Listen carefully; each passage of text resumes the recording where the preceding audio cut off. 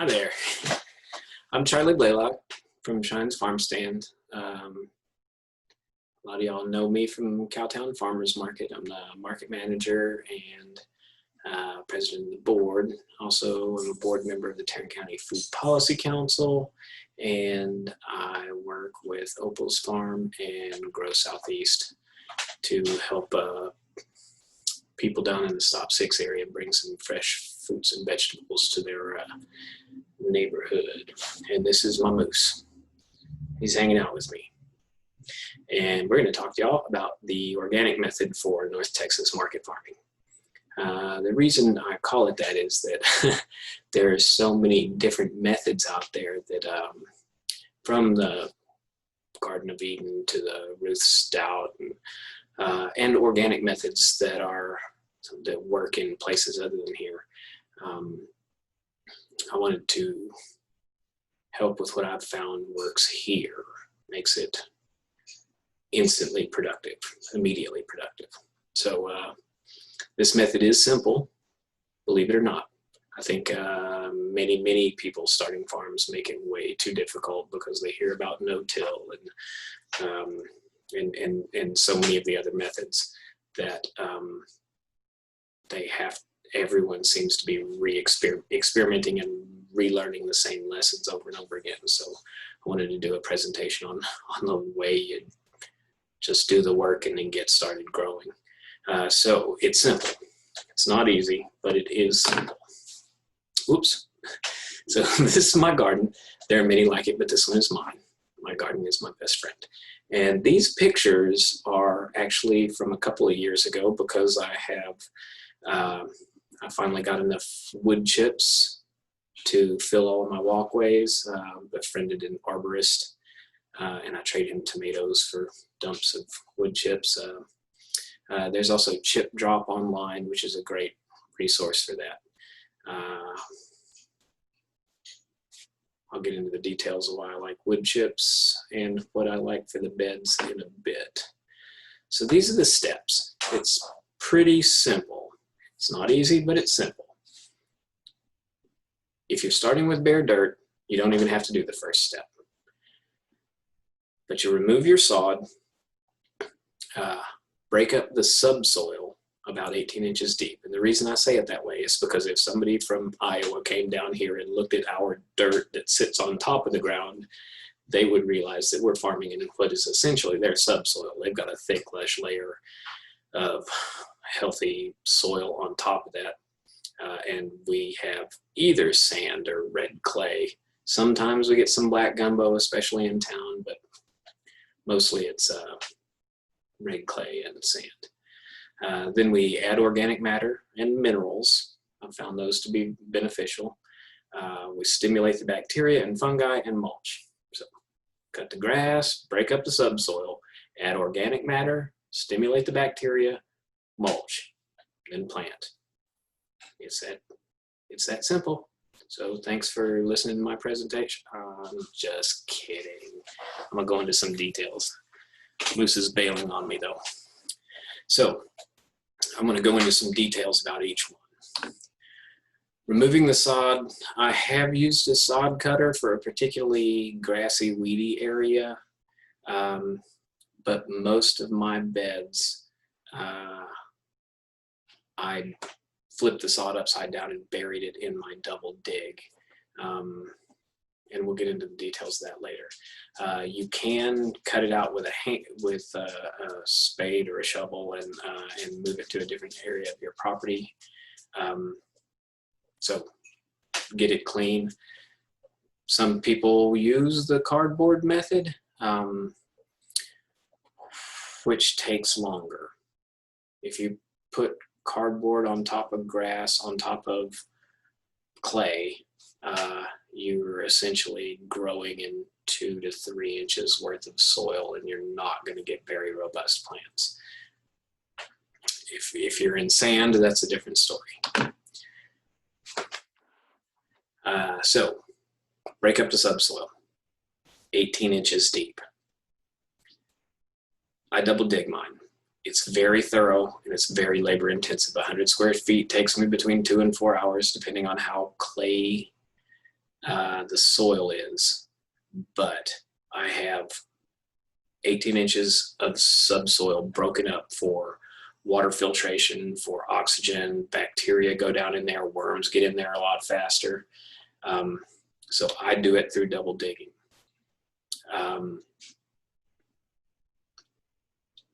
I'm starting to find people who are using riding tractors to do it. They use a subsoiler, which is it's commonly called a middle buster. It's a single arm that scoops down into the soil and breaks it. It doesn't turn it over like a plow. It just breaks the soil about 18 inches deep. And that's much less labor. You can do an entire farm in a day, depending on the size of it. There's a couple of downsides to it. Your bed size. So generally market farming is done in permanent bed systems. There are some people who switch that back and forth, but it all depends on your situation and what you prefer. But your bed size becomes based on your tractor size. So if your tractor width is 42 inches, then you have 42-inch wide beds. I like a 30-inch bed because I can get it back and forth. Across it, I'm not trying to manage 6 drip irrigation lines down it or anything like that. So most commonly, people use a tiller. Downside of that is a tiller, even the best tiller, you spend $8,000 on a BCS tiller, the best thing you're going to get is about 8 inches deep, or 10 inches deep. If you use the BCS and the power harrow, you can get about 10 inches in depth. So that's easier than double digging, but it's going to take longer to build soil health. I don't mean your soil's not going to get healthier. That's 10 inches of depth is fantastic for cantaloupes and watermelons and squash and small plants. But it's going to take a couple of years of using the organic method to be able to grow really productive tomatoes. I'm not saying you're not going to get tomatoes. You'll get tomatoes, but mine are 6 feet tall by the time we get into July, and I'm trying to manage 10-foot vines by the time fall tomatoes set. So the more depth you get, the more you're able to handle big crops. If you're doing something like corn and okra, the depth is what it's all about.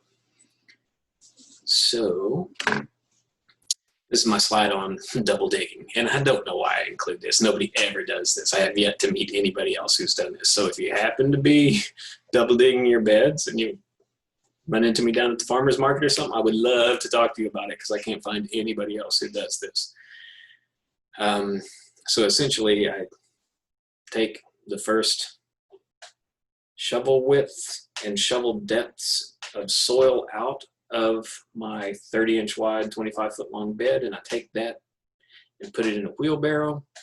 I break up the soil underneath, the subsoil underneath that, and then I take the next shovel's width and flip it over on top of that, break up the soil underneath, flip the next soil over so that we're burying the sod, and work my way through the bed. Like I said, it takes me 2 to 4 hours depending on how thick the clay is and how many shovels I break.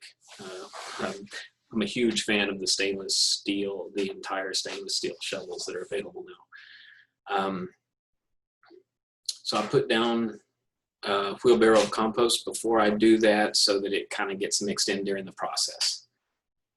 But that's the way a double dig works. This is what a subsoil looks like. It's that single shank, and the angle of it causes it to pull that shank down into the soil, and it cuts a trench, but all the soil falls back in place above it.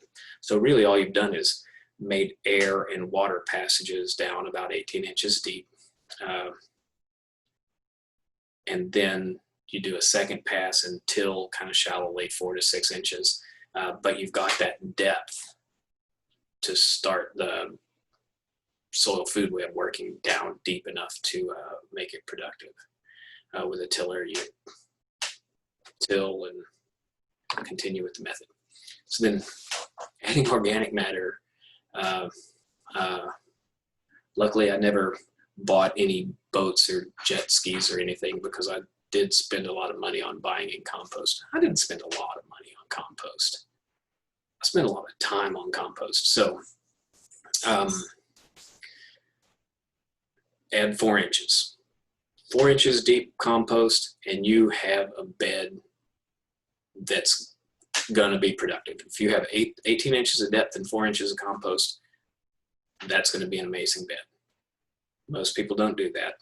I certainly, when I didn't do it, I thought 4 inches was ridiculous. And so I added an inch, and I wound up fighting weeds and not getting the soil nutrition immediately that I needed, and all of that. So add 4 inches of compost. If you can only do 2 inches of compost, only do 2 inches of compost. But really, at a bare minimum, you want 2 inches of compost, preferably 4. Add 3 pounds of 824 organic fertilizer to 100 square feet. That's the reason my beds are 100 square feet, because it makes the math easy for me. 3 pounds of 824 means that I put 0.24 pounds of nitrogen onto that bed. If you wind up with a 42-inch wide bed and you're doing them 100 feet long, the calculation comes out differently, and you can do your fertilization accordingly. Do the math from 100 square feet. Also, I like to add a pound of dry molasses. I like dry molasses because the micronutrients and things that are in molasses, but regular sugar works.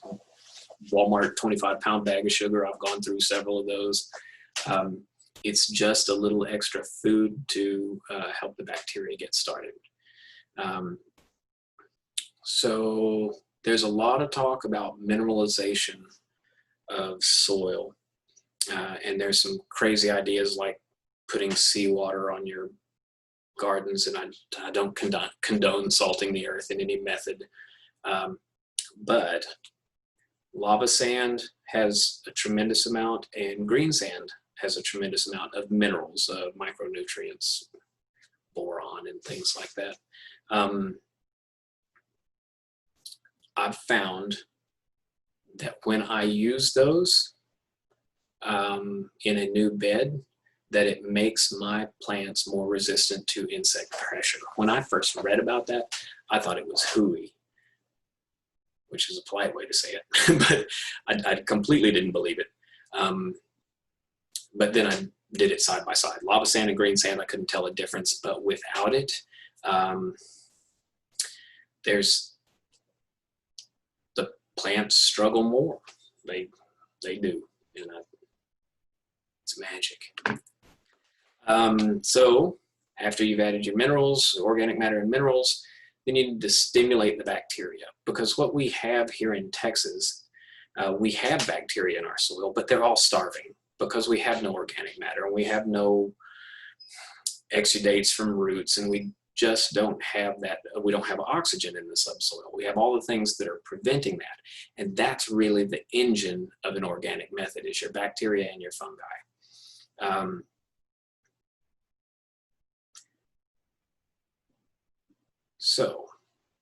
I've included on this list Garrett juice with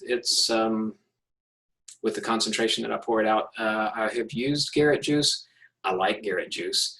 It's cheap and easy.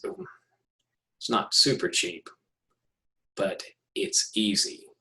Once I learned how to do aerated compost tea, I barely use Garrett juice anymore, because now I learned how to make a small compost batch that gives me super great bacteria. And so when I make that aerated compost tea, I get more of a boost for healthy, productive plants than I did when I was using Garrett juice. Just because it hasn't been stocked on a shelf and it hasn't sat in a plastic jug, and I make a very live, active aerated compost tea, and I'll get into some of that. I also use worm tea. I have a worm tower, maybe worm factory, something like that. But it's 3 layers, and I add some bedding and some worms, and then I feed them food scraps, and I build it up, and I pour water through it, and the next day I collect off the tea from that. Worms create a lot of bacteria, including trichoderma, which has a fantastic ability to fight the unhealthy bugs in our soil. So I love using worm tea in my irrigation system as well. You can also buy it. You can buy Soluble Mycorrhizae. The brand I'm going to show you also has good bacteria in it. Now, here's a funny thing. My worm factory, I can't keep it alive during the summer, even in the shade. You're gonna have to, if you want to keep it alive during 100-degree heat, you're gonna have to put it in an air-conditioned place. I don't. I just skip that part. When we get to the 100-degree days, which we just got to, I'll take all that and put it in my active compost pile and let them work in there. And then I'll restart it again in late September, early October, because they seem fine all winter long, just not during the summer. Also, that's true for the Soluble Mycorrhizae. You've got to keep it inside. You can't keep it out in your shed. It'll kill all the bacteria and fungi that you're adding, that you're paying for, because that Soluble Mycorrhizae it's expensive, but not when you compare to what you get for it. This is how I make my aerated compost tea. That first picture is my 60-gallon aquarium air pump. I have it run into a splitter, you can see down in the bottom left, because I built this middle picture. So I did use bubbling stones for aquarium, but I couldn't get it to spread throughout the entire compost tea. It would kind of bubble in spots. So I saw this thing that I think it's $40 or something. It was online, and they said this is a rigorous rolling boil. And I looked at it and I thought, well, I've got plastic pieces from drip irrigation. We can plug it in, and it turns out this works great. That middle picture. Now I do set a weight on top of it to hold it down, but my compost tea, now that I use that, I punch some holes in it with a screw around the black plastic, and yeah, it's a vigorous rolling boil. The third picture is the polypropylene mesh bags, and actually a friend of mine gave me that to encourage me to try this, and I've been using them ever since. But you can use a sock, or I hear cheesecloth. I don't know what a cheesecloth is, but you can use anything that'll hold your compost. I love making compost tea with some of the worm castings out of my worm factory. That's so amazing. This is the Soluble Mycorrhizae that I use. I bought it from both Amazon and groworganic.com, which is Peaceful Valley Farm Supply. And both of them have been live and active. I was concerned Amazon would have killed it in their warehouse or something, but it very much stimulates. This is a great way to start your seedlings too, by the way. Put a teaspoon of this in a gallon and start your seedlings, and your seedlings will blow you away with how vigorously they grow. It's amazing how much fungi operates the plants that we eat, except for cabbage and broccoli, which is kind of weird, but that's what happens. All right, so then we mulch it. So I was going to tell you about this. I put wood chips in the walkway. That stimulates fungal growth, which sounds kind of fancy, but essentially it's the mycorrhizae. It's the hyphae that spread throughout the bed. And the greatest thing I saw was when I first did it, I put wood chips in one walkway and wood chips in the other walkway over a bed that I had yet to mulch, and I watched it darken. I watched the soil darken over 5 days until it had turned the previously used up soil spectacularly nutritious. I love it. So wood chips in the walkways. What we're doing, Malcolm Beck said we recreate the forest floor. The thing about the forest floor is it's not just wood chips like the Garden of Eden method tends to lean towards. There's a diversity to it. So I have unicorn hay. I have a friend who cuts hay before its seed heads, doesn't spray it, and it's fantastic. And I'm not telling anybody who it is because I'm buying all of his hay I can. But not everybody has unicorn hay available. So if you're buying it from a feed store, alfalfa is great, though it's a little expensive. They can't spray it with herbicide because it is a broadleaf, right? So they can't spray it with, most importantly, Grazon, which is, Roundup is kind of bad if it gets into your garden, but Grazon will kill your garden for multiple years. So you got to absolutely make sure you don't get hay with Grazon on it. So alfalfa can't be sprayed with that. But it's more expensive, and also it has to travel. I think our closest big alfalfa producer is in the Panhandle, but most of it comes from New Mexico. Bermuda, which is the local available stuff, is frequently either filled with stickers or sprayed with herbicide. Not always. Some people do it well and some people don't, and I haven't figured out how to distinguish because anybody will tell you anything to make $1. So I have used hay bales and round bales from Russell Feed of Bermuda and have not had a problem. So I used that before I had my new hay supplier. You can also get straw, which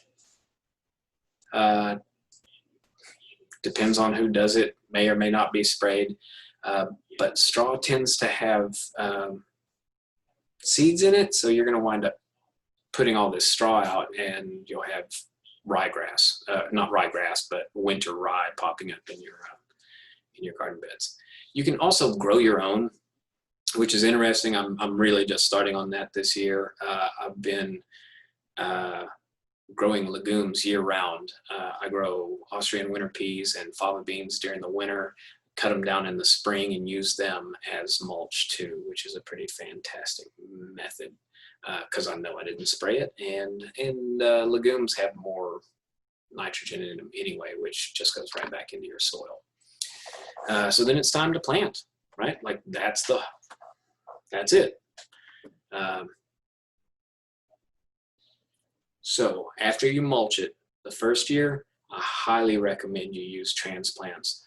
Grow your own, grow them in trays, start them in a windowsill on the house, or depends on how many times your wife makes you sleep outside that you might want to build your own greenhouse. So built my own greenhouse and I start my plants in there. I do have a shaded area that I started during the summer, but using transplants the first year while that soil health builds is the best thing you can do. So what I do is I make a hole about 6 inches across and put my transplant in there. You don't want your mulch to be up next to your transplants, and you don't want your transplants so short that they can't see out of the top of that because bugs will get right to that. If you're direct seeding something like a large crop, like a cucumber or a melon, you can make a 4-inch hole, and I fill it with my seed starting mix, and then put my seeds in there, cover it up, and put my drip irrigation over it so that it's going to drip right on it. I've been very successful with that.